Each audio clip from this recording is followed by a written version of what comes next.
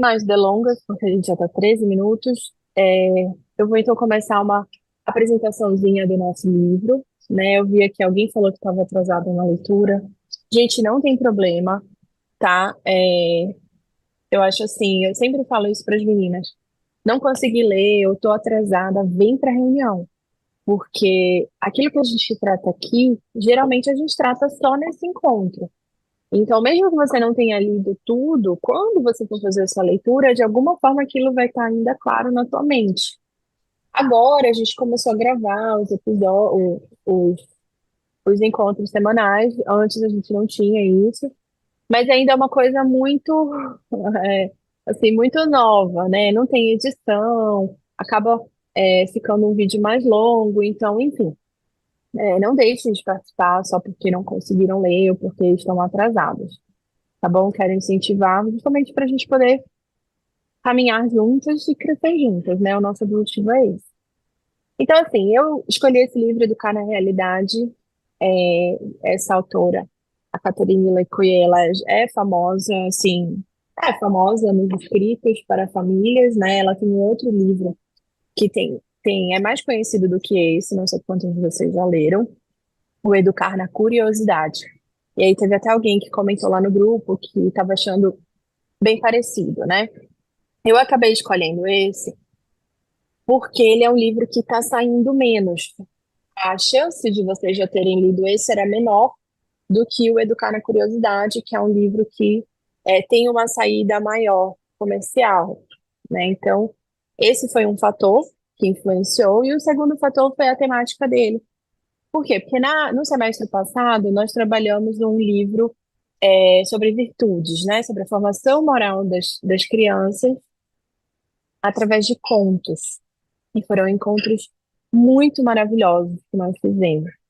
Então, como a gente trabalhou toda essa parte de histórias, de narrativa, da formação do imaginário, contos de fada, por que que isso, por que que aquilo, eu achei legal a gente pegar uma outra vertente, né, que é exatamente a proposta desse livro, que é de trabalhar algo que a gente vive muito hoje, que são as novas tecnologias, né? E eu achei que a abordagem dela no livro, ela é até assim impactante, né? Porque ela traz muitos dados, ela traz muitas estatísticas, ela traz. Quero repetir. O semestre passado foi muito legal mesmo. Nós temos os encontros gravados, eu acho. Eu vou confirmar com a Natália, como é que faz para a gente resgatar isso. Então, e aí, sim, voltando, ela então traz essa questão das novas tecnologias. Só que esse livro ele é um desmistificador, né? A proposta dela é muito essa, de mostrar aquilo que, verdades, argumentos que a gente toma como verdade, e que, na verdade, existem estudos, estatísticas que mostram exatamente o contrário. Só que, claro, a gente não está vendo isso por aí. Então, a ideia principal do livro é essa, tratar da, do que as novas tecnologias, né, fazem e onde elas tocam nos nossos filhos, quais são os danos, quais são os problemas que nós estamos, a partir de agora, lidando, né, dentro da nossa casa. Esse é um ponto. Mas tem um outro ponto do livro dela também, e aí foi aquilo que eu falei, eu acho que é o diferencial de ler esse livro aqui com a gente, é nós pegarmos o que ela traz também sobre a formação da criança. Ela traz isso no livro. Nem sempre de uma forma muito explícita, mas ela traz isso também. Então a gente vai passear pelas estatísticas, pelos números e tal, mas eu confesso que a gente não vai ficar tão presas, né, nisso, porque ninguém aqui vai parar para ler os estudos, ler as pesquisas e tal. Então a gente vai também pegar um outro lado de como que se dá realmente a formação da criança, né? Tanto da mente, da personalidade, enfim. A minha proposta para esses encontros é essa. Então ela começa, eu não coloquei para a gente ler o prefácio logo no primeiro encontro, porque o prefácio desse livro não foi escrito pela autora. E quem estava no encontro sobre arte de ler vai lembrar o que eu falei, né, sobre essa estratégia de quando o prefácio não é escrito pelo autor do livro, a gente deixar para ler ao final do livro. Lá eu expliquei sobre isso para vocês. Então, como esse prefácio não foi escrito por ela, ele foi escrito pelo Italo Marcilli, nós vamos deixar para o final. Claro, se já leram, tudo bem. Mas a minha ideia é deixar para o final, para a conclusão do livro. Então, por isso que hoje ficou o prólogo, né? A Clara já leu. E o prefácio dele é muito bom, né? Mas quando é outra pessoa que escreve, não o autor, eu sempre deixo para ler o prefácio ao final do livro. Então a gente vai para o prólogo e para os 4 primeiros capítulos, que são capítulos curtos, né? Não é uma leitura densa, é uma leitura fluida, mas ela é uma leitura rica, porque tem detalhes, ela é rica em detalhes, né? E eu quero chamar a atenção de vocês justamente para os detalhes daquilo que ela está propondo para a gente. Então, lá no prólogo, ela já começa com a necessidade de educar os filhos na realidade. Gente, a ideia, só um outro parênteses, não é eu ficar aqui falando para sempre, não é um monólogo. Então, eu sei que esse horário tem muito bebezinho que tá com a mãe e tal. Quiserem intervir, quiserem participar, fiquem à vontade, tá? Liguem os microfones, manda mensagem. Se alguém conseguir me ajudar lendo as mensagens aqui ou do grupo do WhatsApp, eu agradeço, mas eu vou tentando mexer aqui tudo ao mesmo tempo. Então, fiquem à vontade para participar e interagir. Acho que a ideia realmente é essa. Então, no prólogo, ela já começa com uma definição, né, do que é educar na realidade, uma vez que ela afirma, ela já começa com uma afirmação de que é necessário fazer isso. Então, se é necessário, não existe, digamos assim, uma possibilidade, vou fazer ou não vou fazer, né? É meio que até impositivo. E aí, então, ela vai dizer por quê e o que seria esse educar na realidade. Em primeiro lugar, ter em conta o século atual, né? O século que nós estamos vivendo, os nossos dilemas de hoje, os nossos dilemas reais. E isso é muito importante porque a família de hoje, naturalmente, ela vai viver problemas de hoje, né? Não que sejam grandes novidades na história humana. As histórias, elas de alguma forma se repetem, né? Ao longo da linha do tempo da humanidade. Mas existem, quem ouviu ontem também o podcast, eu tenho um pouquinho disso, existem particularidades, existe uma biografia, né? De modo que os nossos filhos hoje, eles enfrentam certos dilemas da vida prática que talvez nós não tenhamos enfrentado ou as gerações anteriores. E aí, isso é um ponto a se considerar, porque se é um dilema atual, e levando em consideração que talvez nós não tenhamos vivido isso, né, quando nós éramos pequenos, existe a possibilidade de uma desorientação para os pais sobre como lidar com determinado aspecto, né, dessa realidade.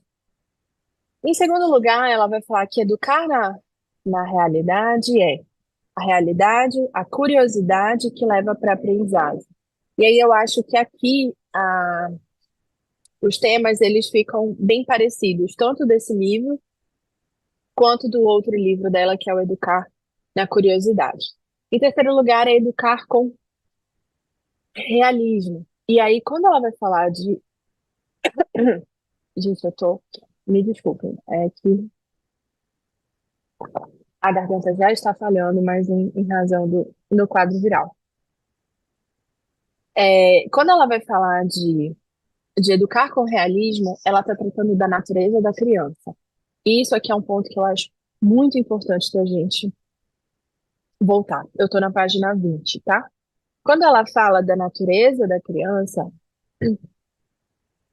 é aquilo que nós olhamos para os nossos filhos, reconhecemos como sendo o biográfico deles, né? E a partir dali, tem um olhar lá no fim, no sentido de qual é o fim da educação do meu filho, ou da educação que eu estou propondo para os meus filhos, partindo da natureza dele, como é que eu vou alcançar esse resultado final, né? Isso aqui é algo muito importante, porque envolve um certo olhar de amor, né?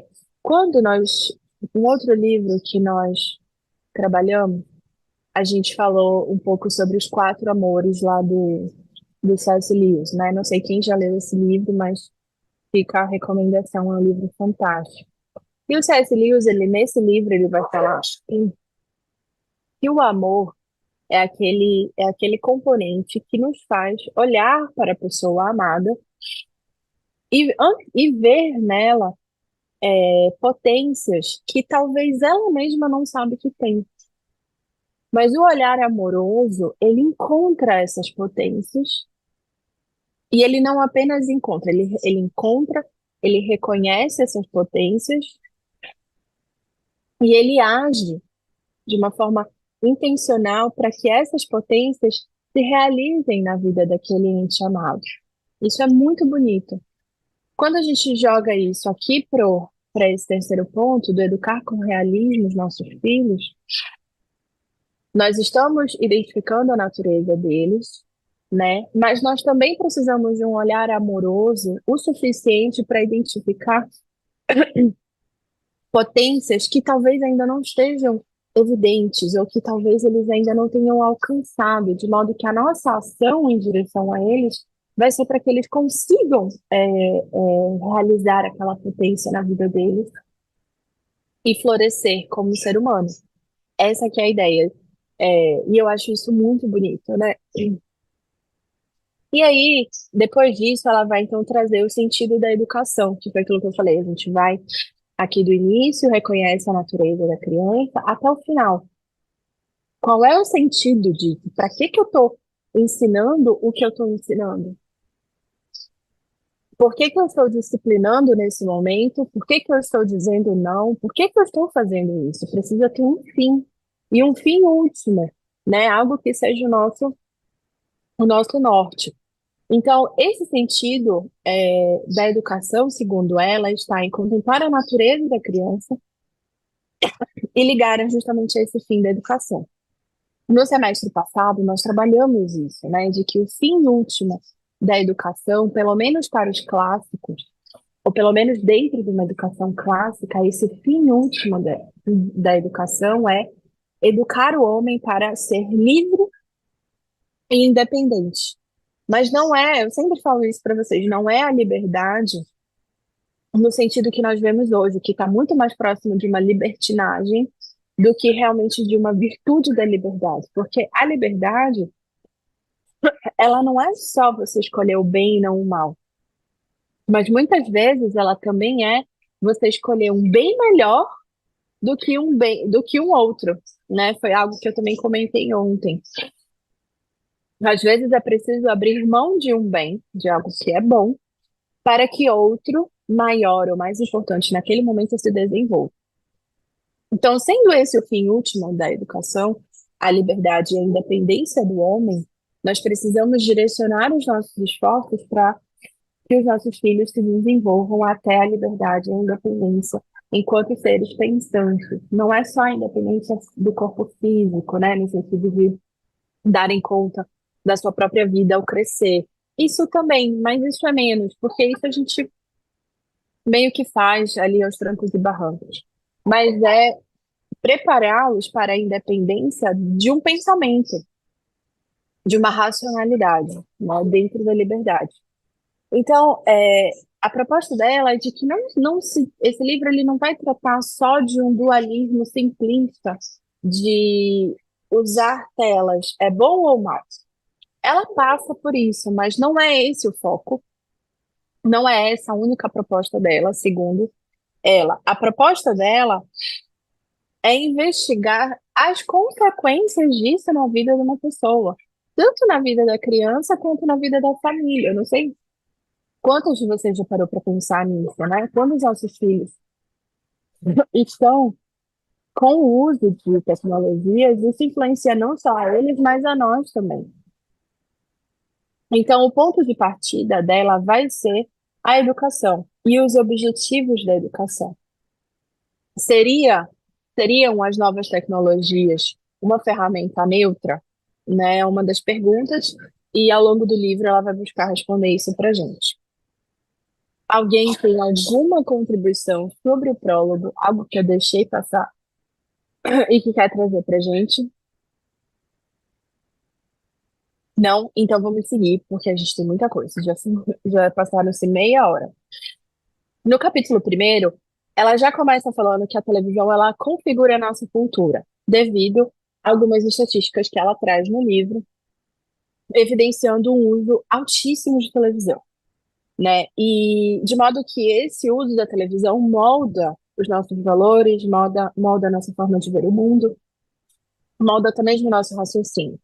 Isso é uma coisa que, assim, não tem tanta controvérsia, porque todas nós, em alguma medida, já percebemos a influência da televisão dentro das nossas casas, né? Por exemplo, algo que eu sempre reparei na minha casa mesmo, as meninas não veem televisão antes, era muito mais, quando elas eram menores, eu era muito mais chita, né, nisso. Mas não vem principalmente canal aberto, né? E nem mesmo esses canais infantis fechados, de qualquer natureza que seja, sei lá, Cartoon, nem sei se ainda existe. É, na época, quando a Ana nasceu, tinha um outro canal que era o, como é, meu Deus, o nome do Discovery Kids e tal, elas não vêm. E um dos motivos é a influência dos comerciais. Não sei se vocês já pararam para pensar que todo comercial de desenhos infantis, de programas infantis, ele vem, claro, trazendo um produto para apresentar para os nossos filhos. E é natural que a criança desperte um desejo no consumidor, no espectador. Então, de certa forma, eu lembro que uma vez eu entrei numa loja de brinquedos com elas, eram pequenas. E aí tinha, sei lá, algum brinquedo desse que tinha muitas pessoas comprando e eu não sabia do que se tratava. E elas eram, assim, meio que as únicas crianças que não estavam nessa área desse brinquedo, né? E a vendedora até falou pra mim, ela disse, nossa, mas elas não estão atrás, sei lá, não lembro o que era. Não sei se era uma Barbie, eu não vou lembrar, elas eram pequenas.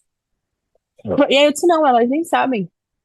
Elas nem conhecem esse brinquedo. Um dos motivos era justamente esse, o fato de que elas não assistiam os comerciais que despertam essa vontade consumista na criança, né? E aí, a autora traz um ponto que é excelente. Ela vai trazendo dados e ela fala assim, olha, é, o uso de televisão, ele tem uma porcentagem altíssima.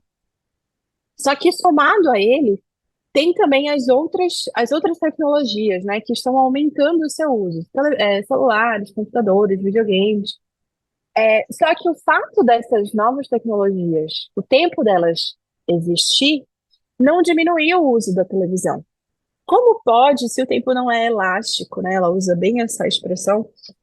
Se o tempo não é elástico, e como pode, então, não ter diminuído de um para aumentar o outro? A resposta, então, está na multitarefa, né? Na questão de que eles fazem mais de uma coisa enquanto estão com a TV ligada.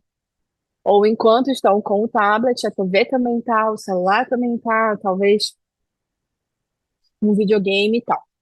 Então, ela responde com as telas no modo multitarefa.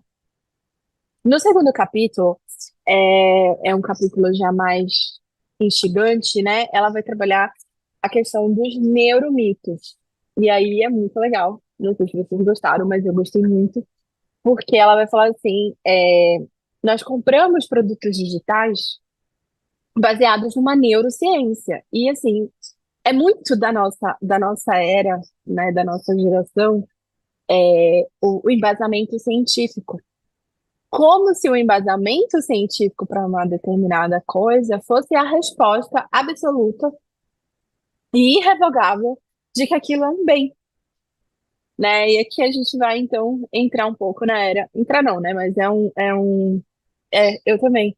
É um resultado ali do grande cientificismo, né? Porque algo tem uma chancela, a gente acha, então, que aquilo, por ter uma aprovação de um comitê, digamos assim, a gente vai e aceita como uma verdade, como verdade, aceita como bom, né? E isso, na verdade, passa, eu acho assim, se transforma até num engano, né? E ela busca mostrar isso pra gente. Então, alguns dos neuromitos que ela traz, e, gente, eu achei sensacional quando ela coloca assim, presta atenção, são argumentos para venda, né? São empresas que o objetivo deles é vender para você. Então, é claro que isso não é ela que fala, né? São as minhas palavras, mas diante do que ela coloca.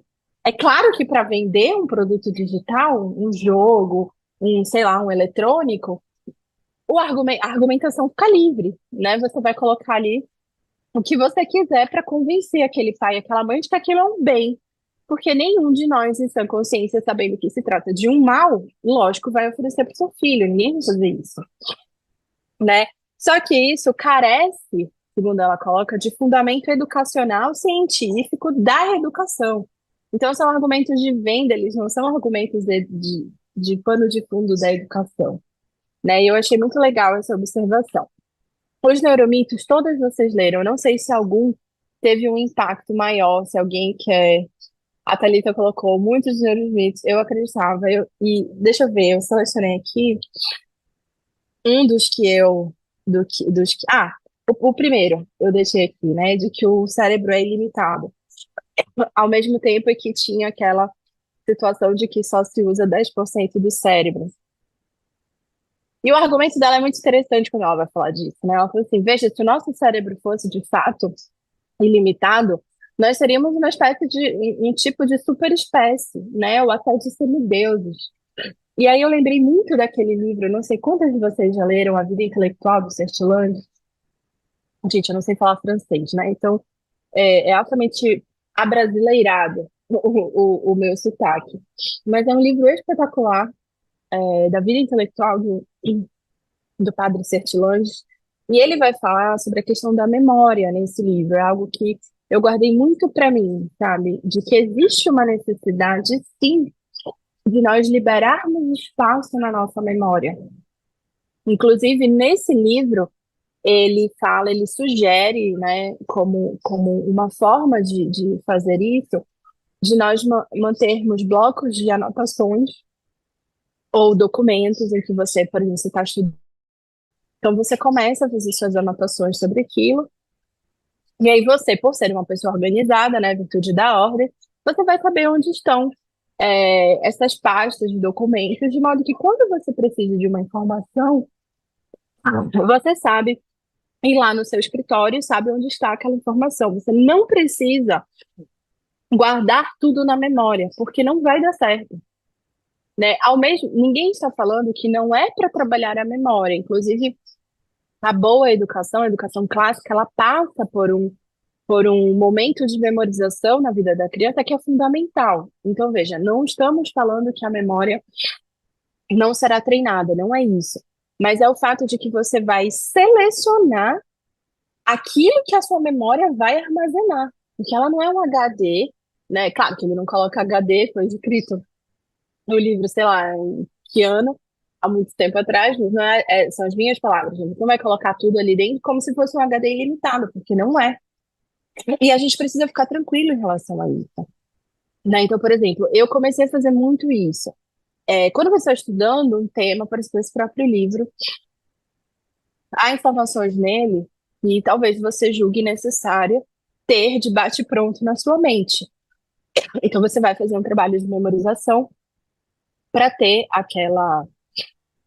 aquele conceito, ou aquele exemplo, aquela pesquisa ali armazenada na memória.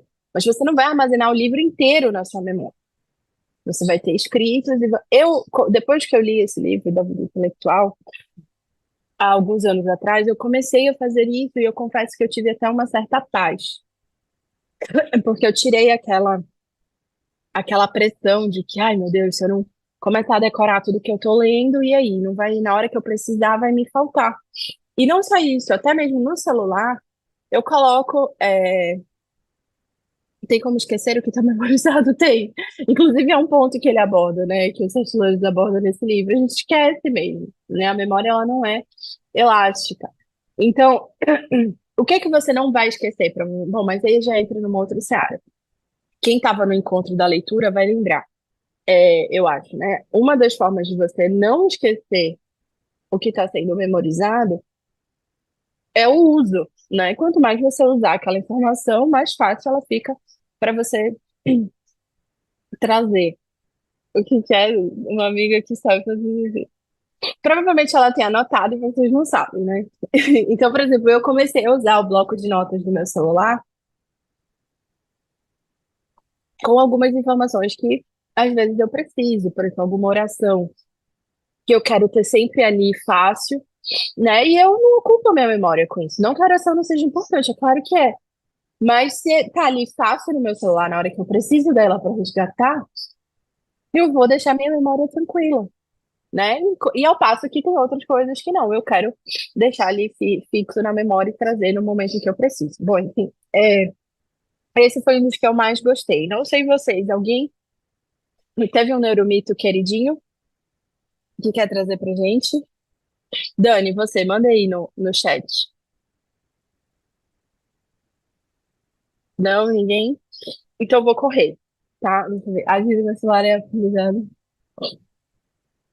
De cérebro, exatamente. Eu comecei a fazer isso nos meus celulares depois que eu li. Assim, tudo, né, gente? Hoje, por exemplo, até mesmo a hora da oração, eu tenho um. Não é um despertador, mas eu tenho lá um lembrete, né? Tá aqui o seu o seu momento de oração. E aí eu já tenho algumas lá anotadas, enfim. E assim, não dá, né? Porque assim, a gente, quem tem, principalmente gente que tem filho pequeno, não sei o que, eu sei, é um negócio assim, bizarro. Tanto de. Imagina, olha no seu celular, o tanto de grupo de WhatsApp que você tem, só em relação às crianças. Deve ser um negócio louco. Porque o meu e eu não consigo olhar, não consigo participar de tudo, não consigo salvar uma coisa assim, porque eu decidi que eu não vou ocupar tanto do meu esforço para isso, né? Claro que a gente pode fazer diferente. Então, já passando para o capítulo. Ah, e aí no capítulo 3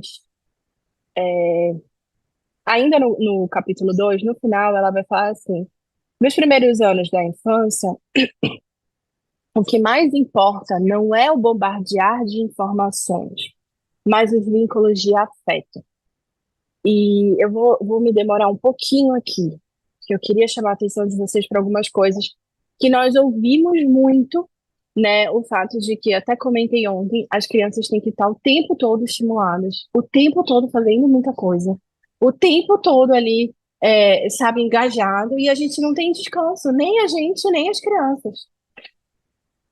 E esse bombardeio de informações, gente, na maioria das vezes, são informações soltas.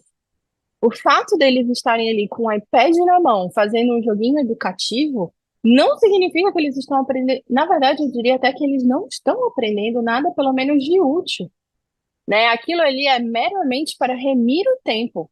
Essa que é a verdade. E aí ela coloca, então, que o que importa não é o tanto de informações que chegam para as crianças, mas os vínculos de afeto. O que me lembrou de uma teoria que eu não sei quantos de vocês conhecem, ela se chama Teoria do Afeto, tá? É de um psicanalista, ela é antiga, assim, é uma teoria, tá, gente? Eu não vou aqui colocar que a chancela do é isso e acabou, é algo que eu acho que vale a pena, mas ela propõe algumas respostas para a formação dos afetos nas crianças que eu gostei muito quando no primeiro momento em que eu tive contato com ela, né? E essa teoria, esses estudos, ele vai falar da como funciona a formação dos afetos, dos vínculos de afeto desde o bebê e o papel da mãe. E deixa eu ver aqui.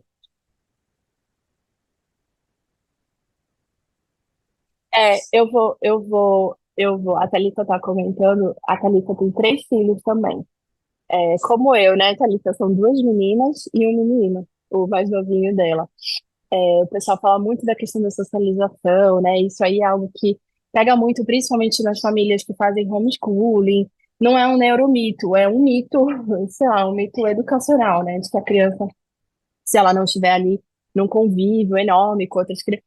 E assim, a bem da verdade, o que a Bíblia fala pra gente É que se você estiver ali no meio de tolos, que sabedoria há, né? Então eu sempre paro para pensar nisso. Às vezes, essa bandeira aí que é levantada da socialização, que eu também entendo como um grande mito, ela não é um resultado, porque veja, o fato de você colocar várias crianças juntas dentro de uma sala, uma brinquedoteca, sei lá, não significa que eles estão aprendendo algo de sábio, né, com sabedoria, algo útil, muito pelo contrário. Se você colocar um monte de crianças juntas, eles vão começar a reproduzir comportamentos que muitas vezes nem são deles, né, mas algo que eles viram, vão estar soltos às suas próprias paixões, né, de modo que é necessário ter sim a figura do adulto que vai direcionar toda aquela interação. Essa que é a verdade. Só que a gente não fala sobre isso, né? É mais fácil dizer que não, criança tem que estar junto de criança. Criança tem que estar junto de adulto. Não para eles se tornarem pequenos adultos, não, mas para eles formarem o seu senso de sentido, né? Que sentido eles vão encontrar apenas numa interação com outras crianças que a maioria, talvez, né, nem vão ter os mesmos valores, a mesma formação, né? Então, assim, não estou dizendo que não é para estarem juntos, muito pelo contrário, é bom que brinquem, é bom que participem, mas há também um aspecto da própria natureza da criança, né? De que existem aqueles que são mais tímidos, que são mais reservados, e não dá para a gente também estar soltando a criança ali no meio como se ela fosse uma líder de torcida, né? Também tem um aspecto, é claro que ninguém vai pegar a criança e não colocá-la para vencer as suas próprias limitações. Mas isso quem vai fazer é o adulto, é a mãe. Não são os coleguinhas da sala, né? E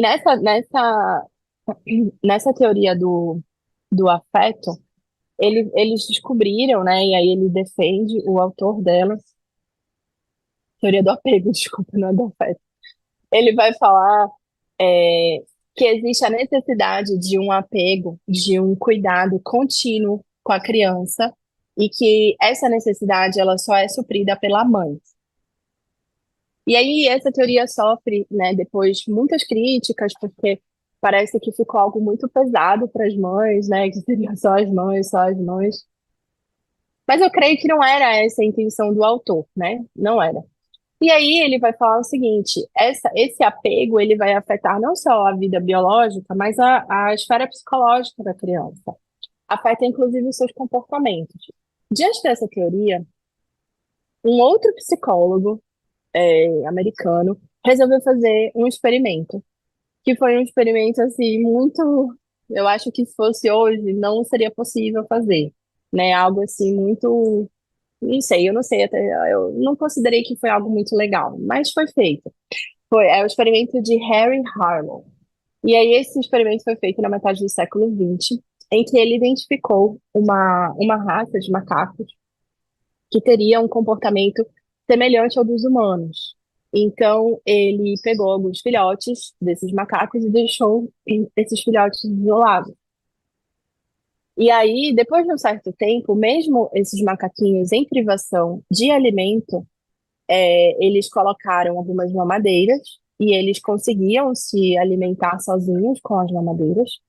E um macaco, como se fosse um macaco adulto de pelúcia. E o que ele observou foi que todos os macacos, embora estivessem com fome, eles não foram para as mamadeiras, eles foram para a pelúcia do macaco adulto, né, que representaria uma figura familiar para eles. E ficaram abraçados e tal, demonstrando ali, segundo o cientista, como que o apego é mais importante até mesmo do que a fome. Depois disso, é, eles resolveram fazer ainda mais, intensificar ainda mais o experimento, né? O que eles fizeram? Deixaram alguns macacos isolados em jaulas durante alguns anos, e esses macacos isolados que não se relacionavam, mas principalmente por conta de terem sido separados dos seus pais, foram observadas consequências muito graves de comportamento, né? Alguns ficavam parados olhando para o nada, outros ficavam andando em círculos e outros começaram a se automutilar. Então, eles não conseguiram relacionar com outros, e esses macaquinhos, eles não conseguiram se relacionar com outros quando eles chegaram na fase adulta. Eles não procriaram, eles não conseguiram conviver com outros macacos de forma natural. E ainda tiveram alguns que deixaram de comer, foi uma das observações, e morreram assim. Então, depois disso, ele ainda foi além nessa pesquisa. Ele resolveu, através de inseminação artificial nas fêmeas, engravidá-las, e deixou isolados durante a infância. As mães que foram isoladas, as macaquinhas que foram isoladas durante a infância e depois engravidaram, elas não conseguiram conviver com os filhotes. Não alimentavam, muitas ignoravam os filhotes. E mesmo tendo passado por uma prática de ressocialização, não deu certo. Então, a conclusão que esse psicólogo chegou, após todo esse experimento, assim, absurdo até, né? É, foi de que a necessidade de contato e carinho por parte dos pais, ela é essencial para o desenvolvimento de uma personalidade saudável. Esse é um experimento que foi feito dentro da teoria do afeto. E por que que eu resolvi falar sobre isso com vocês? Tem um livro, eu não estou com ele aqui agora, porque meus livros, a maioria ainda estão encaixotados, mas eu posso mandar o nome depois. O experimento não foi feito com pessoas, mas eles tentaram. O nome do psicólogo é deixa eu me lembrar, deixa eu ver se eu acho que é o John Bowlby, é o nome do psicólogo. Ele é um psicanalista. Não foi ele que fez esse experimento todo que eu tô falando dos macacos. Ele é o psicólogo que desenvolveu essa teoria do apego. Daí um outro psicólogo, quando ele pegou essa teoria, ele resolveu testar e fez esse teste de macacos que eu acabei de contar para vocês. Um experimento mas foi um outro que fez, foi o Harry Harlow. E aí, quando você vem dentro da teoria do apego, existem três fases nela. E aqui que eu queria demorar um pouco mais de tempo com vocês. A primeira fase é o estabelecimento do laço principal. A segunda são os cuidados contínuos. E a terceira é a formação de comportamentos e valores. Então, para esse psicólogo, na sua teoria, o laço principal, como eu falei, ele é formado com a mãe biológica, de modo que outra pessoa não consegue suprir em igual medida. E aí ele vem e defende a teoria de que quando o bebê, ele fica afastado desse convívio, desse cuidado, desse laço com a mãe, ele desenvolve grandes problemas, não só na infância, mas na vida adulta também. É, e aí depois ele vai falar, né, dos cuidados contínuos. Esses cuidados contínuos, eles, segundo ele, também precisam ser feitos pela mãe. E a fase que mais importa seria a fase dos 6 meses até os 2 anos. Essa fase, essa parte da teoria dele recebeu muitas críticas, né? Porque, como eu falei, é como se colocasse ali a figura da mãe numa coisa assim muito difícil, porque, tipo assim, é como se toda a responsabilidade, tudo dependesse da mãe. Nós sabemos que não é nessa medida, né? Mas, principalmente hoje, que a gente tem aí as crianças estão entrando cada vez mais cedo na escola, nas creches, nos berçários e tal. Então, enfim. Só que o ponto é, o quanto disso tem influenciado na formação da vida afetiva das crianças, né? Esse é o ponto. E ele defende que afeta de um modo muito grande. E aí, por que que eu resolvi trazer isso para vocês hoje? Porque nesse livro, quando ela vai falar dos vínculos de afeto, de que eles são, né, de enorme importância para a criança, mais do que as informações, muitas vezes a gente recorre para as tecnologias porque acha que eles vão estar aprendendo mais ali com o uso daquele computador, sei lá, e não com a nossa própria companhia. E isso me parece também um grande mito. E essa teoria, ela corrobora um pouco com esse meu pensamento. Não é meu, né? Tem muitos pedagogos que defendem isso também. Uma delas é a Susan Bauer, eu já sempre falo delas para vocês, naquele livro A Mente Bem Treinada. E ela vai falar isso. Para a criança, principalmente a criança pequena, eles aprendem na rotina. né, diante daquilo que a gente está vivendo na realidade. Então, a Susan usa o exemplo, quem já leu o livro vai lembrar das batatas. Se você está começando a ensinar um raciocínio matemático para criança, principalmente a criança pequena, não adianta você sentar e pegar uma folha de papel e dizer, olha, um, dois, três. Ele não vai entender isso, né? Mas se você convidá-lo para cortar batatas com você, ou enquanto você corta, e a criança vai colocando na panela, você consegue ensinar a matemática ali, porque uma batata, duas batatas, três batatas, e assim por diante. Porque ela está aprendendo enquanto ela está vivendo com você. E isso não é só o aprendizado, né? Mas é também a formação dos vínculos de afeto. O que acha do uso de tela com a diminuição da autoridade dos pais? Olha, toda tela, eu vou realmente generalizar, né? Toda tela, ela vai ter um componente muito negativo na formação da personalidade da criança. Em primeiro lugar, porque aquilo ali é um entretenimento totalmente passivo, né? A criança ela não tá exigindo dela nenhum esforço para fazer nada. Ela está simplesmente recebendo um monte de estímulos, um monte de informações que ela não sabe o que fazer com elas. E aí, quando você chegar e você quiser propor uma conversa que vai exigir um comportamento ativo dele, que vai exigir um esforço, ele não vai querer, né? Quem vai escolher o esforço em detrimento da vida mansa, digamos assim? Ninguém, né? Ninguém. Então, quando você vai falar de autoridade, por mais que a gente tem dois aspectos, né? Aquilo, o meu filho sabe que ele não pode ver tal coisa. Eu vou exercer minha autoridade e ele vai obedecer, então nós temos uma relação de confiança. Tudo bem, é algo a, a se pensar. Nós temos que compartilhar. Exatamente. Sabe por quê? Ontem a gente conversou sobre isso lá no podcast também, né?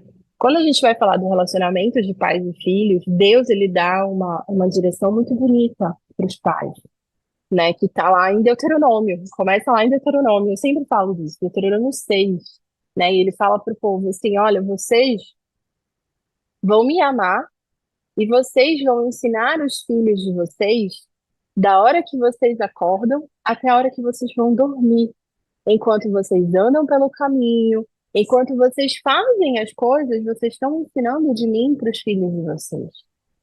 E esse é o grande segredo, né, da nossa relação afetiva com os nossos filhos. Está lá no início da Bíblia.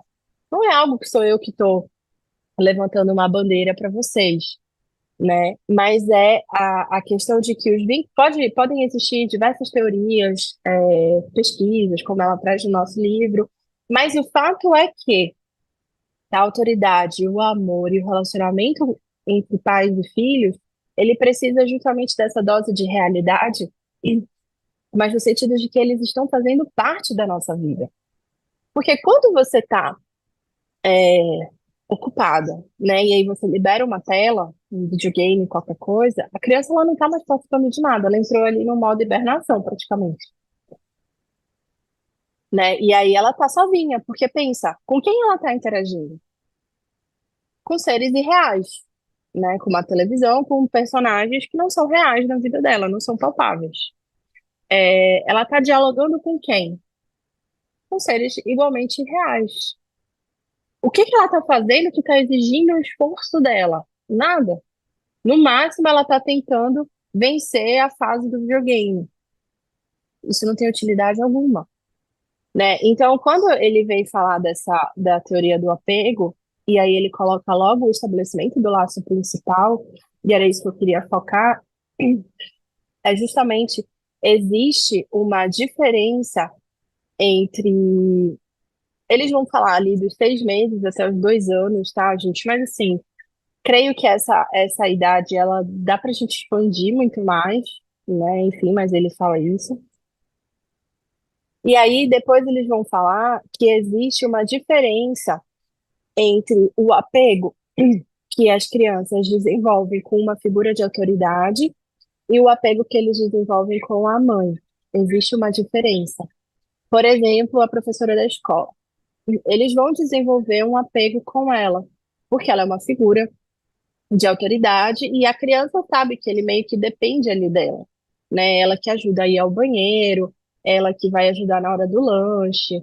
A criança percebe isso, né? E a nossa autora, num determinado momento dos capítulos, ela até fala sobre isso. Olha, nós somos os intérpretes da realidade para os nossos filhos. Se você está numa sala de aula e alguém entra, né? Ela coloca este exemplo. As crianças vão olhar para o rosto de quem e saber qual reação é esperada delas. Elas vão olhar para o rosto da professora. Mas por quê? Por que que elas vão olhar para o rosto da professora e não para o rosto da pessoa que entrou?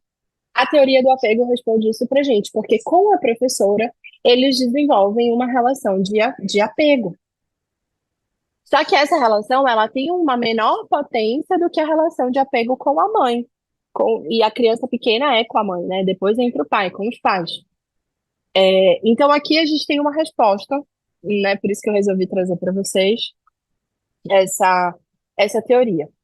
E aí, caminhando um pouquinho mais por causa da hora, lá no capítulo 3 ela vai falar da relação de consumo de DVDs, e na verdade existe uma diminuição. Ontem, lá no podcast, um dos apresentadores, ele comentou a experiência da casa dele, que o filho dele era muito viciado em iPad, e assim, eu vejo muito isso, sabe? Os pais, a gente meio que tenta se convencer de que aquilo é uma coisa boa. Então, como a gente sabe que não é, mas a gente tenta se convencer, aí a gente começa a falar assim, não, mas é um jogo educativo. Não, mas é um jogo da Bíblia. Não, mas é um vídeo, ele tá aprendendo um idioma, né? E aí o apresentador ontem, ele falou assim, o meu filho começou a ter problemas nos marcos de desenvolvimento. Ele não falava, ele não interagia com a gente, ele teve que fazer tratamento. E, assim, no início achavam que a criança tinha algum problema, e o problema dele, segundo o próprio pai falou, se chamava iPad. Só que quantos de nós tem coragem de falar isso, né? E é algo que a gente precisa parar para pensar. O quanto que isso influencia não só no desenvolvimento intelectual, mas nos próprios marcos de desenvolvimento da criança, a fala, né? A concentração, a atenção e tal. E aí, depois ela vai. Quando ela fala disso, algo que também ficou muito recorrente para mim é a importância da linguagem, que foi exatamente o que o apresentador lá comentou ontem, que eu nem sabia. A linguagem, quando a criança ela está imersa lá nas novas tecnologias, em que ela está sozinha, ela está passiva, até a linguagem fica prejudicada, segundo ele mesmo comentou que aconteceu na casa dele. Isso porque a linguagem humana, ela só existe porque o homem é capaz de conhecer e manifestar os seus estados interiores sensíveis. Mas se você está parado diante de uma tela, o que que você está conhecendo e manifestando do seu interior? Provavelmente nada, né? No máximo você está focado em passar de fase lá no videogame ou terminar de ver aquele filme. Você não está preocupado em expor nenhum sentimento ou nenhuma necessidade interior sua. A criança que eu tô falando, ela não tá sendo estimulada para isso. Não tá. E isso me parece que é também uma resposta para esse pai de ontem de por que que o uso do iPad, ao contrário do que tinham falado para ele, atrapalhou o desenvolvimento do filho dele, não ajudou, embora ele também tenha acreditado no neuromito dos jogos educativos, né? Então, diante das telas, veja, a criança que está ali usando aquilo, e quanto mais, pior, que tipo de acolhimento ela está recebendo para os seus estados sensíveis da alma? Zero, né? Qual o simbolismo disso aí? A própria necessidade de autoexpressão. Essa semana eu estava com as meninas, eu sempre evito dar muitos detalhes, né, gente, porque são histórias muito confidenciais. Mas eu estava com as meninas num determinado lugar, e aí tinha um garotinho que estava com a mãe, e eu vi que ele estava no celular enquanto eu estava com o meu bebezinho. E as meninas estavam ocupadas. E aí ele começou a chorar. Ele estava jogando no celular e ele começou a chorar. E aí eu falei assim, puxa, mas ele estava chorando tanto. Aí eu falei assim, poxa, por que que ele tá chorando? Tá tudo bem? Aí ela falou assim: ah, ele tá chorando porque ele não, quando ele não consegue passar de fase no jogo, ele fica assim. E o menino tava inconsolável. Aí ela pegou e falou assim: mas daqui a pouco ele consegue, aí ele para de chorar. E foi assim, como um passe de mágicas. De repente o menino conseguiu passar de fase. Gente, da mesma forma que ele estava num choro profundo, que eu me solidarizei com a criança, ele começou a rir. E ele começou a rir como se fosse, como se nada de ruim estivesse acontecendo, entendeu? E aí uma coisa que me chamou a atenção é que ele não falava. Embora ele já fosse um menininho grande, eu vou chutar aí uns 5 anos, 4, 5 anos. E ele não falava, ele só chorava enquanto ele não tinha conseguido. Depois que ele conseguiu, ele só ria. Mas ele não tinha nenhuma interação com a mãe que estava braço grudado com ele. E me chamou a atenção o fato de que ele também não conseguia falar, né? Não, não que não conseguisse, ele falava, mas ele não conseguia colocar em palavras nem a frustração que desencadeou o choro e nem a alegria depois dele ter conseguido, né? Ele não conseguia colocar em palavras. Justamente porque esse aspecto da linguagem, e isso é algo que nos diferencia muito dos animais, né? De nós colocarmos os nossos estados interiores, essa linguagem, ela só dá para a gente desenvolver isso em relacionamento. E numa tela, a criança não tem esse relacionamento. Não tem. Eu vou correr um pouquinho só por causa do nosso tempo. E aí depois, assim, eu estava no capítulo 3. E aí isso nos leva para o debate não, para o tema das relações interpessoais, né, que foi o que eu acabei de falar desse garotinho. Ele estava na companhia da mãe, mas ele, na verdade, não, talvez se a mãe levantasse e saísse, ele não ia nem perceber. Então, esse debate de é bom, é mal, não sei o quê, ele é muito pequeno diante das consequências daquilo que a gente está vendo, tanto na saúde, quanto no estudo, quanto no aprendizado, quanto no próprio desenvolvimento da criança, no desenvolvimento da formação humana, né, da formação humana. Esse tempo diante das telas, ele é um tempo que eu queria, e aí eu já estou me encaminhando para o final, ele é um tempo desperdiçado porque ele é um tempo de deixar de fazer. Enquanto eles poderiam estar, talvez, praticando um esporte, eles estão nas telas. Enquanto talvez eles pudessem estar ajudando a mãe em alguma tarefa doméstica, eles estão no videogame. Né? Então é um deixar de fazer. Não, além dos pontos ruins que a gente está falando, tem esse elemento do deixar de fazer e a criança fica realmente alienada. Os danos que a Manu tomou, esses danos, eles são ruins porque eles nos distanciam, né, das crianças. No último capítulo, no capítulo 4 é que ela vai tratar da promessa da multitarefa. Atividades de processamento de informação, elas são realizadas sequencialmente e não ao mesmo tempo. E eu confesso que a primeira vez que eu li, eu achei sensacional isso aqui. Por quê? Eu também, o tempo todo, estava crente de que as crianças conseguiam fazer muitas coisas ao mesmo tempo. Assim como nós, mulheres, assim como talvez pessoas muito inteligentes fazem, né? E, na verdade, ela defende que não é que a gente está fazendo tudo ao mesmo tempo. O pensamento ele vai ser sequencial. Então você para uma parte para você poder fazer outra. Mas talvez os dedinhos deles ainda estejam trabalhando, né? Ainda estejam trabalhando e a gente não está percebendo. Exatamente, ó. Minha filha, você vê uma menina brincando na TV, esses brinquedos estão guardados no quarto, exatamente, porque é aquela, é aquela, é aquele distanciamento, né, do real. É um distanciamento do real. E, assim, o que mais me preocupa, as minhas filhas vêm, hoje já vêm mais do que antigamente. Eu já compartilhei com vocês, assim, né, como isso é uma questão para mim, porque eu não assisto televisão, tipo, nada, nada mesmo. Mas eu não posso dizer que eu não uso celular. Não posso dizer que eu não uso computador. Só que o Mário, meu marido, ele é muito de ver filme, séries, essas coisas assim. Eu, sinceramente, acho algo muito deletério. Mas, pelo bom funcionamento do casamento, eu acabo cedendo uma vez ou outra de assistir algo e tal. É um esforço que eu faço, porque não é algo que me atrai. E isso sempre foi uma questão, né, pra gente, porque ele falava assim, poxa, mas e aí, eu não vou poder assistir Caverna do Dragão com as meninas? Meu desenho preferido e tal, e aí, eu não vou poder? E assim, se dependesse de mim, a resposta certamente seria não. Mas a gente tenta ali conversar e ajustar algumas coisas, né? Então, justamente porque existe, eu percebo que existe uma esfera de você artificializar a vida, né? Por exemplo, o que foi que a Thalita acabou de falar, filha, você tá vendo a menina brincar na TV e seus brinquedos estão todos no quarto.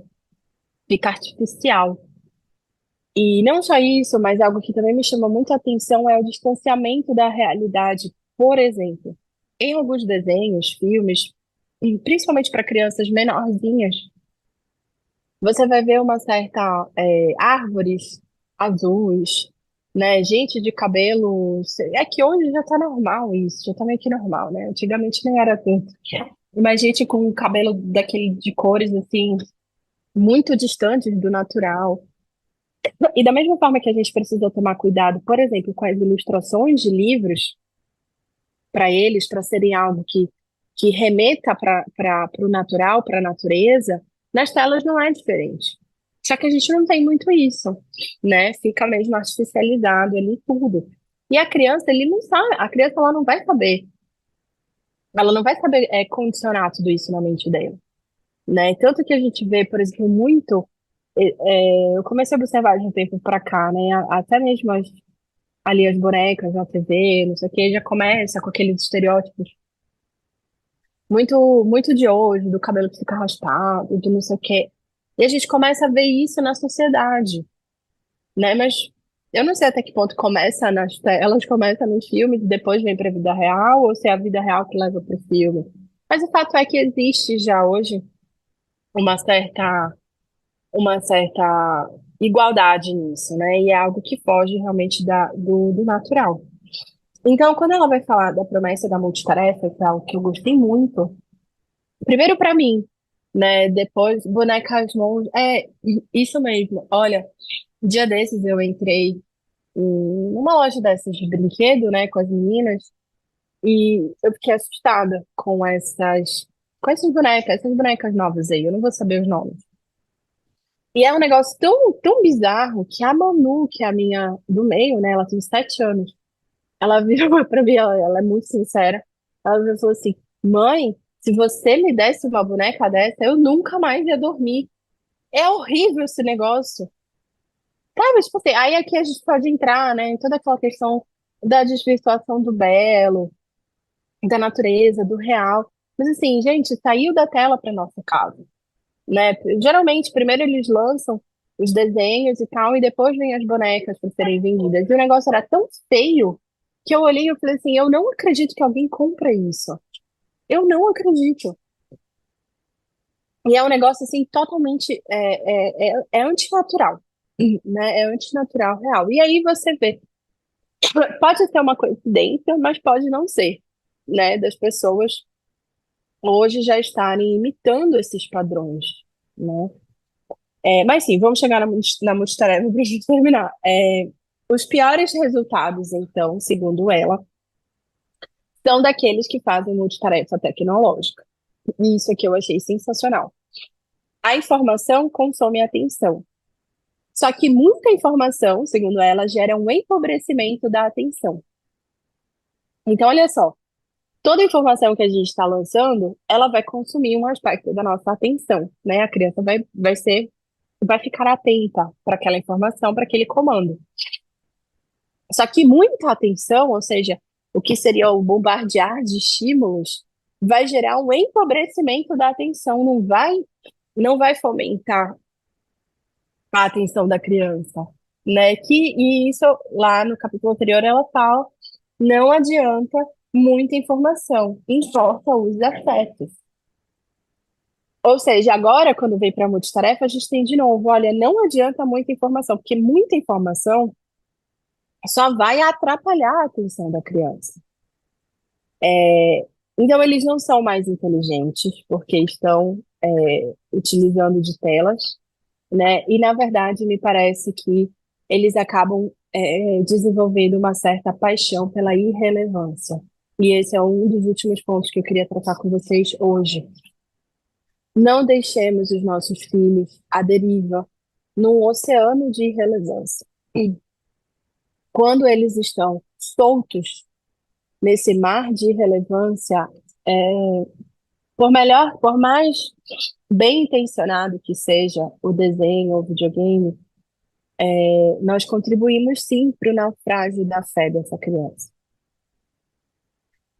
E por quê, né? O que que tem a ver uma coisa com a outra? Eu estou falando de telas, de tecnologias, daí de repente a gente já está falando de atenção, relevância e fé. O que que tem a ver, né? A fé, a Bíblia nos fala que ela vem pelo ouvir, e ouvir a palavra. Então, quando você está ali, né? Eu penso dessa forma, quando eles estão ali soltos, né, nesse oceano de relevância, na verdade nós estamos permitindo que eles fiquem soltos com aquilo que dá muito prazer, né? Eles não estão numa esfera de aprendizado real. E quando você está dentro da esfera do prazer, o que que a fé vai nos dizer, né? A fé vai nos tirar muito disso, né? Então, esse padrão de tá conformado com essa estrutura, a gente precisa romper, né? E é difícil pra caramba, porque muitas vezes eles vão ser só eles, né? Melhor que sejamos exatamente, porque assim, quando você está direcionando, quando nós estamos direcionando isso com, com a intenção, né, de formar os afetos e tal, a criança pequena, eu sempre falo isso, a criança pequena, ela aprende por amor à mãe. Então, assim, quanto mais esse vínculo de afeto, de apego, ele está sendo trabalhado, né, a criança ela entra numa zona de segurança e de amor da mãe. Então, quando você começa a ensinar as primeiras palavras, depois você começa a ensinar sobre a Bíblia, sobre Deus, sobre a vida de oração. Isso, se esse vínculo com a mãe, com o pai, ele está sendo bem formadinho, o natural é que ele receba muito bem os ensinos da fé, né? Porque, afinal de contas, uma relação de amor, de admiração pelos pais e de segurança, que é o que a criança precisa, né? De sentido, cala essa necessidade do nosso coração humano, que todos nós temos, né? Essa necessidade de eternidade. E eles vão fazer isso ao olhar para os pais, né? Eles não vão fazer isso ao olhar sei lá, pro videogame. Não vai sair nada disso. Eu lembro que teve uma época até que aqui com as meninas chegou assim, não, mas esse jogo é da Bíblia. Olha, mamãe, não tem problema. Esse jogo aqui é muito legal, porque a gente vai aprender as histórias da Bíblia. Eu falei assim, não é muito melhor pegar a Bíblia e aprender as histórias? Tem que ter um jogo no meio, né? É algo pra gente ir pensando. Deixa eu ver aqui a Clara, posso dizer que a minha infância foi assim, isso. Porque é difícil, né? É um entretenimento, como eu estava falando, é um entretenimento passivo. Eles estão lá passivamente, não exige um esforço grande deles. Uma criança brilhante, ela, ela não vai ser brilhante no sentido de, não é, no sentido de ser, nossa, que QI super alto, não é isso. Mas aquela criança brilhante no sentido de ser uma criança educada, uma criança responsiva, uma criança educada nas virtudes, né? Uma criança que tem moral, uma moral bem desenhadinha ali na cabeça dela, nos atos. Ela não vai adquirir isso de nenhuma tela, nenhuma. Se você me mostrar, eu sempre falo isso, é, se você me mostrar qualquer entretenimento online que está formando uma moral cristã na criança, eu posso até repensar meu posicionamento, né? E aí, outra coisa assim, quando a gente olha para esses desenhos e tal, veja como nenhum deles nos remete para o Criador, a Deus. Muito pelo contrário, né? Quando você tá. E assim, eu tô falando de desenhos, teoricamente, que não tem problema, né? Não teria problema, não tem nada de errado, tem uma temática ok. Só que, na verdade, eles direcionam a criança muito mais para outros pontos. Por exemplo, se o protagonista ele tem um problema a ser resolvido, ele vai chamar um grupo de amigos para ajudá-lo. Ele, não que isso seja ruim, isso não é ruim.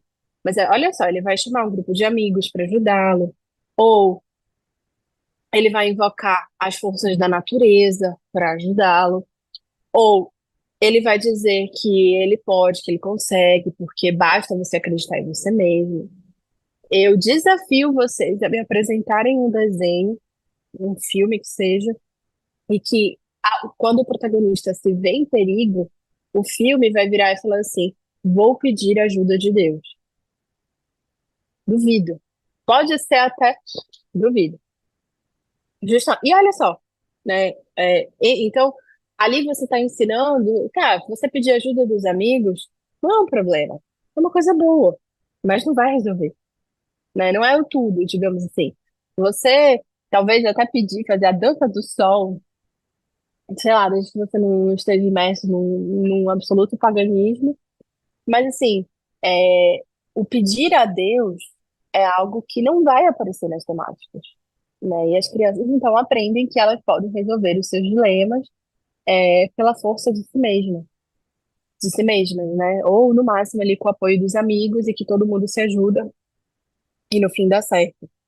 Então, até os 10 anos, o foco reside na construção das habilidades, né, da criança. Olha que legal. Não que depois dos 10 anos a gente não vai focar na habilidade, de jeito nenhum. Isso aqui é uma informação de um material que eu gosto muito. Não sei quantos de vocês já leram. É um livro sobre o Trivium, tá? Para quem pratica, para quem gosta de educação clássica. Então, eles vão falar aqui, até os 10 anos, o nosso foco, ele é a construção de habilidades linguísticas. Fala, leitura, escrita. E principalmente o vocabulário.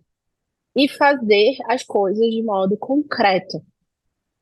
A cultura geral, então, não vai focar nisso, né? Porque dentro, a gente está falando isso, dentro dos eletrônicos e tal, que vocabulário está sendo desenvolvido? Que habilidades linguísticas? Fala, leitura, escrita, fala sério. O treinamento do comportamento em atitudes piedosas e na disciplina pessoal. Então, até os 10 anos, aí eu não sei a idade em total dos filhos de todos vocês, mas até os 10 anos os pais devem focar nessas habilidades linguísticas, em construir atitudes piedosas e na disciplina pessoal. E isso é impossível uma criança adquirir em qualquer tela que seja. Como é que uma tela vai ensinar piedade para uma criança, né? Então, e aí dentro do Evangelho, né, que é aquilo que todas nós acreditamos, nós devemos fazer todas as coisas para a glória de Deus e não para a satisfação da carne. Ou seja, promover bons hábitos, né? Focar naquilo que tem valores, que tem um valor duradouro, né? Valor de eternidade. Se algo não pode ser aproveitado por Deus, então temo achar que é inútil. E na dúvida, tenho dúvida, deixe de lado, né? Pode ser retomado em tempos talvez de maior maturidade. Na dúvida, deixe de lado. É, sei que vocês estão falando aqui no chat, né? Deixa eu dar uma olhada. A grande João Mena. Eu não acompanho o João Mena porque eu peguei uma certa birra dele. Mas o que que aconteceu lá? Simbólica de músicas, artistas e filmes. Ele faz, mas eu peguei uma certa birra dele. Eu não sigo. Acho que ele faz mesmo, assim, mas tem gente que faz que fala um pouco melhor, né, na minha opinião, mas enfim, cada uma sabe. O simbolismo, ele é algo que tá muito presente, né? Mas aqui no Brasil, principalmente, poucas pessoas se atentavam, assim, para esse simbolismo, né? Então, uma voz bem poderosa é, de análises simbólicas é do grandioso Jordan Peterson, né? Só que, infelizmente, o material dele tem pouca tradução né? Mas ele faz análises simbólicas espetaculares. E dentro desse, desse escopo, tem outros nomes aí. Deixa eu ver aqui, eu não vejo todos. É, sim, eu vi, já me inscrevi, eu espero conseguir. Já até falei pro Mário, eu disse, olha, eu preciso, né? Eu preciso. Só que vai ser super concorrido, né? Então vamos ver se eu vou conseguir ingresso, mas já me inscrevi lá para tentar. Eu não sei o que que precisa fazer para comprar na pré-venda e tal, mas o Jordan Peterson, ele tem um livro, eu tenho um que tá longe, chama Mapas do Significado, Maps of Meaning. É um trabalho mais acadêmico dele, né? Tem o livro lá, o 12 Regras para a Vida, que virou um best-seller. Ele não tem uma pegada acadêmica, mas o Mapas do Significado tem. E é um livro muito denso, muito denso. Eu não consegui ainda terminar esse livro, porque eu acho que ele vai ficar para o meu projeto de aposentadoria, depois que eu for só vovó, né? Que é um negócio assim bem. Mas é lindo, é um livro assim, espetacular. E aí, então é isso. Para onde nós ficamos aqui, eu acho que eu tentei passar por uns capítulos. Vocês têm alguma outra colocação da nossa autora ou algo? Acho que foi muito legal os comentários todos aqui. A Thalita, minha vizinha aqui de porta. Adorei, adorei que ela tá aqui. Você já chegou, Thalita, aqui em Belém? Tava viajando, né? E a gente vê, né, olha como que é. Quando as crianças, elas são, assim, formadas de uma forma muito semelhante, a gente percebe, a gente percebe fácil, né, do que uma criança que, infelizmente, está ali ainda solta. Então, eu acho que vale a atenção, a nossa atenção, e a gente repensar que caminho que a gente está seguindo para eles, né? Mais alguma coisa? Eu convivo muito com mães com medo do analfabetismo digital, algo como todos os amigos. Isso, Lu, ela aborda no nosso livro, né? E ela vai falar ainda mais para frente. Na verdade, ela ainda não falou agora, mas ela vai falar sobre esse medo que os pais têm de que se as crianças não tiverem acesso, eles vão ser analfabetos. Isso vai ser. E aí, eu vou dar um spoiler, né, do livro, porque mais para frente ela vai responder isso. Sabe o que que ela vai falar desse medo dos pais? Os filhos dos grandes nomes da tecnologia, Steve Jobs, Bill Gates, tem uns outros aí que ela fala, eles não usavam tecnologia. E aí ela mata esse argumento, né? Ainda não chegamos nisso, tá mais pra frente do livro, ela vai desenvolver. E aí ela mostra que os próprios, digamos assim, as próprias mentes, né, que inventaram as tecnologias, não permitiram que os seus filhos tivessem acesso até uma determinada idade. E aí a gente para e pensa assim, né? O Ícaro de Carvalho, não sei quantos de vocês seguem, esse sim, eu gosto muito dele. E ele também não deixa os filhos usarem nada, né, de telas. E ele fala assim que a gente usa as telas, né, como um substituto, como uma babá. E isso está muito ligado às famílias assim que não têm esse conhecimento, né? Eu gosto muito desse posicionamento dele. Exatamente. Não me fez mal sobre o videogame. Minha vontade é de jogar tudo fora do Eu também. Eu também, Clara. Por mim, amiga, eu não teria nem TV em casa. Tanto isso aí. Só que assim, né? Eu tô falando da TV porque é algo que não me dói. Mas eu uso bastante o celular. Computador não, porque eu não jogo absolutamente nada. Eu uso realmente para quando eu preciso, para trabalho e tal. Mas não é algo. Até mesmo as plataformas de streaming eu uso muito pouco, muito pouco. O máximo de YouTube ou alguma coisa da Brasil Paralelo que eu gosto. Mas assim, são coisas muito pontuais. Exatamente, os filhos não têm acesso. Ela vai trazer isso no livro ainda, tá bom? Depois, quais foram os materiais estudados sobre... Ah, sim, vou te responder logo. O primeiro livro que nós trabalhamos, tô mudando, tá, gente? Vou só responder essa pergunta aqui. O primeiro livro de feminilidade que nós trabalhamos foi o Virtuosa, da Nancy Wilson. É isso o nome dela? Acho que é. Vou procurar aqui uma foto. Foi o Virtuosa. É um livro pequeno, ele é muito bom. E ele também é bom para ser usado em grupo. Deixa eu pegar aqui. Ele é bem legal para. É, Nancy Wilson. Ele é bem legal para ser usado em grupo. Tem umas aplicações ao final. Nós começamos com ele, depois nós continuamos com essa autora, com a Nancy Wilson, e a gente leu O Contentamento dela, que foi um livro, assim, eu pelo menos sempre lembro desse livro. É um livro muito bom. E depois nós fizemos um livro. Filha, pega para mamãe aquele livro da feminilidade, por favor, o vermelho. Eu não sei, acho que ele tá ali por cima. É um livro que chama Feminilidade, Design Divino. São duas escritoras. Esse livro, ele pega para mim, por favor, filha. Vou mostrar aqui para vocês. Celular, o Contentamento, nossa, eu amei muito esse livro. E ele é pequeno, né? É um livro, assim, muito legal. Assim, a Nancy Wilson, eu gosto muito do trabalho dela, muito. É esse aqui, ó. Esse aqui foi o outro que a gente fez. Esse aqui é o volume um, tá? Tem o volume 2 dele. Eu já fiz o 2, mas com um outro grupo presencial aqui em Belém. Não fiz com este grupo aqui online. Mulher, sua verdadeira feminilidade, o design divino. É um estudo de 8 semanas. Não sei por que tá saindo borrado.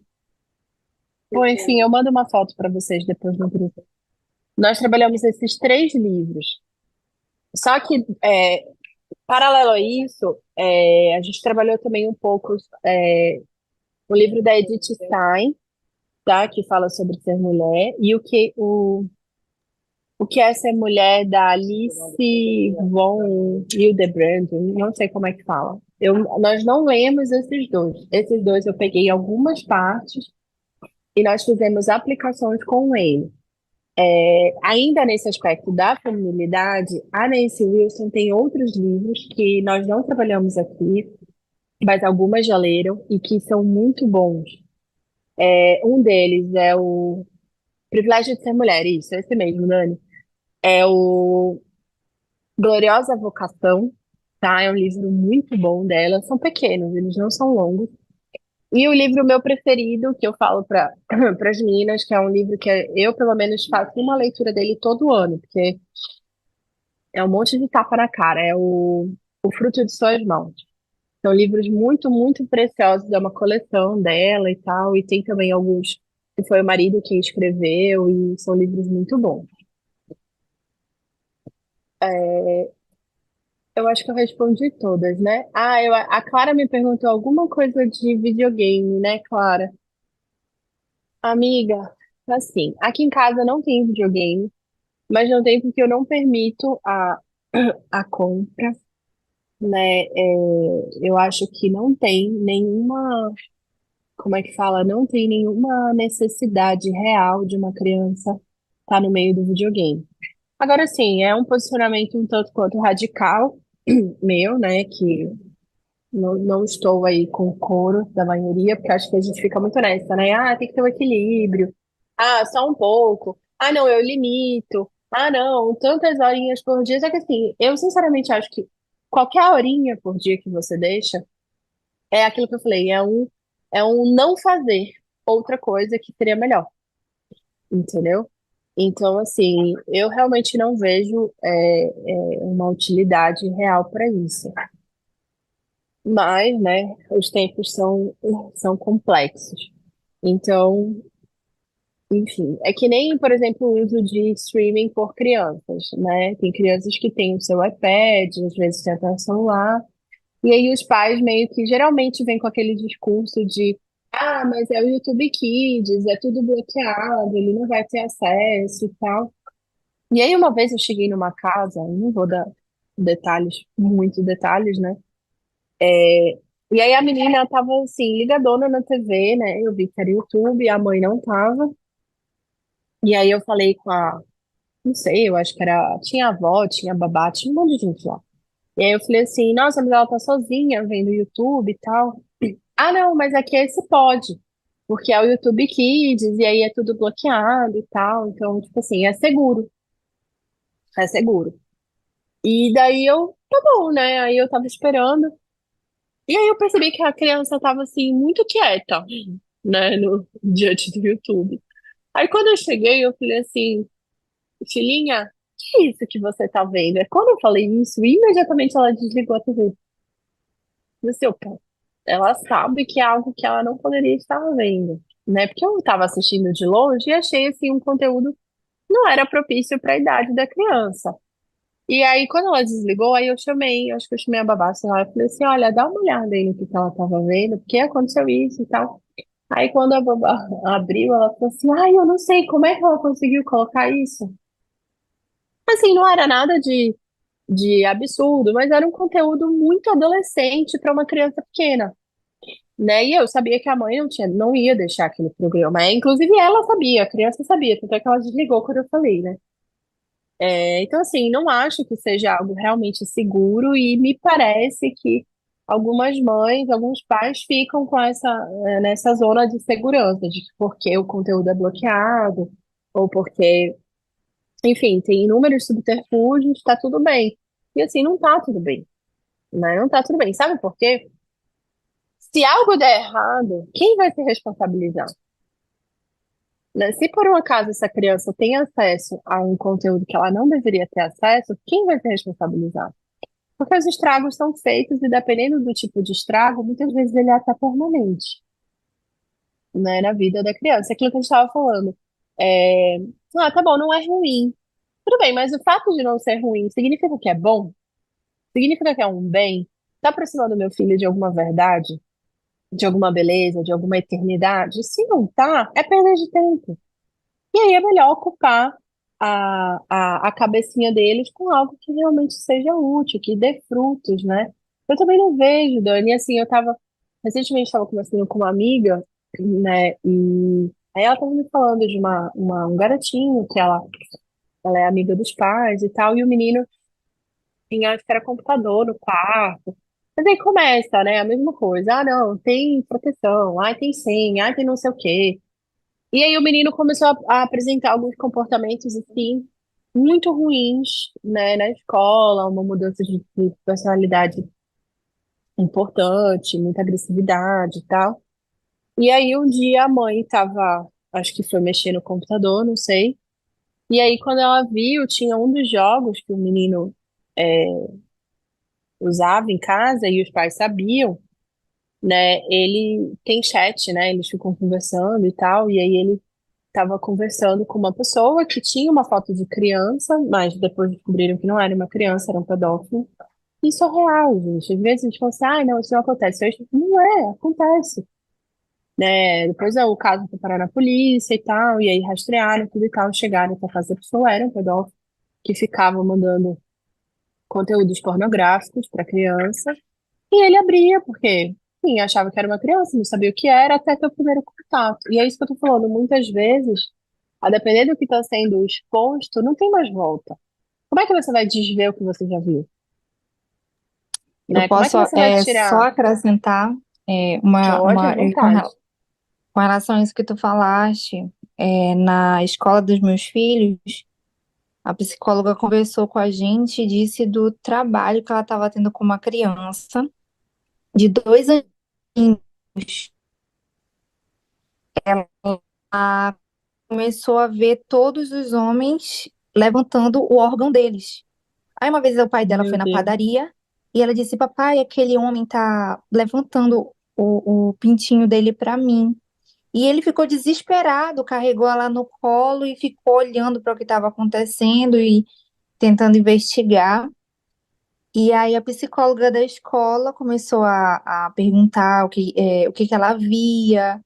E eles foram, disseram que era o YouTube Kids, né? Aí foram Ah, acessar é? o YouTube Kids.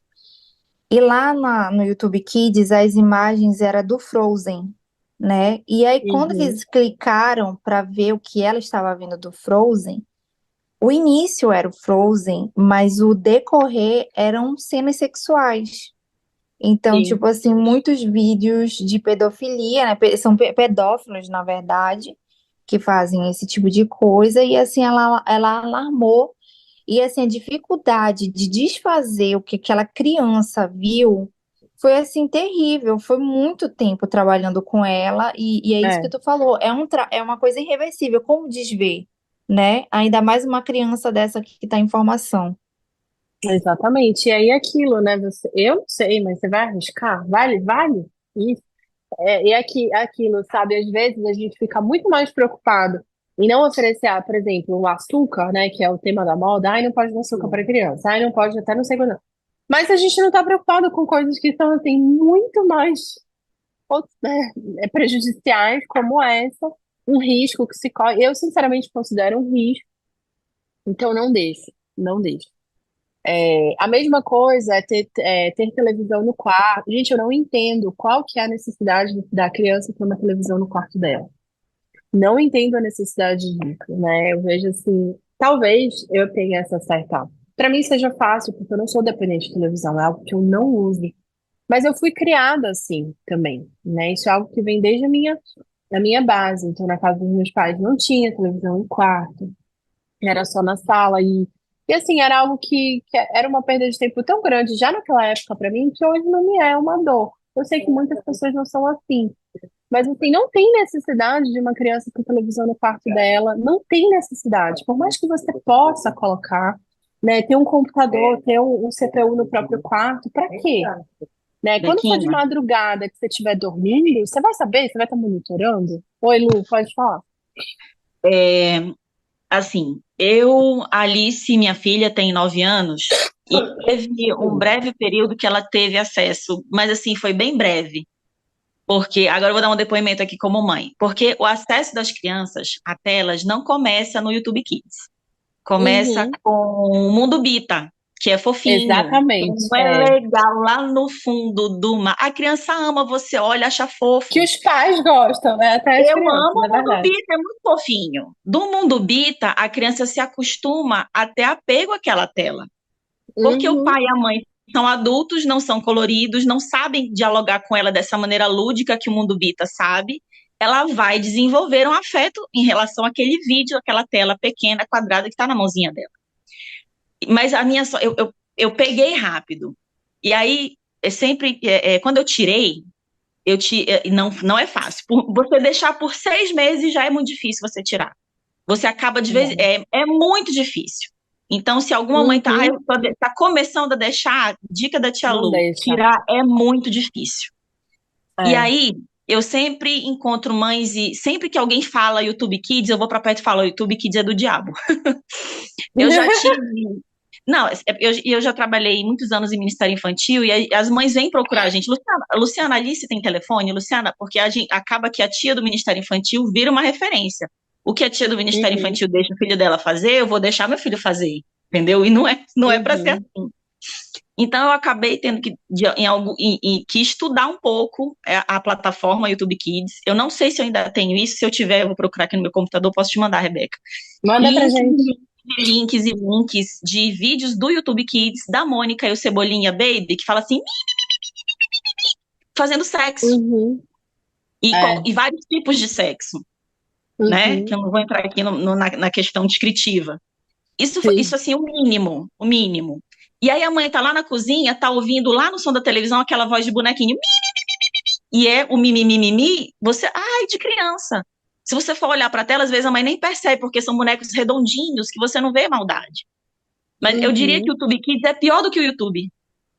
Porque o Gente, eu YouTube, como nunca ele nem tem. usei YouTube Kids, eu não sei nem como funciona. Eu vi dessa vez nessa casa que eu fui, e assim, Uhum. não sei nem te dizer, eu não vou nem saber entender o que você tá falando, E as, entendeu? Porque eu as acho que é um minhas negócio. amigas, e as minhas amigas que são mães já de pré-adolescentes, que às vezes a criança precisa levar o celular para a escola, porque da escola já vai atravessar a rua para o inglês, nananã, eu ainda falo, gente, bota um negócio no celular da criança que vai tirar o Google, o YouTube e o YouTube Kids.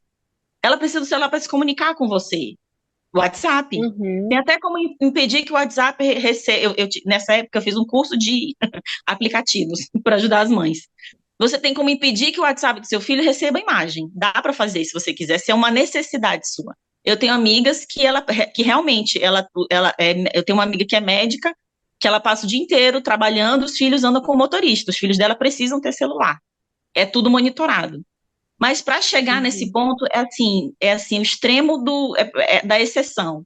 Se você, mamãe, que começou a dar, dá tempo de tirar, vai dar trabalho. E se você ainda não deu, não dê. Não vale a É pena. isso mesmo.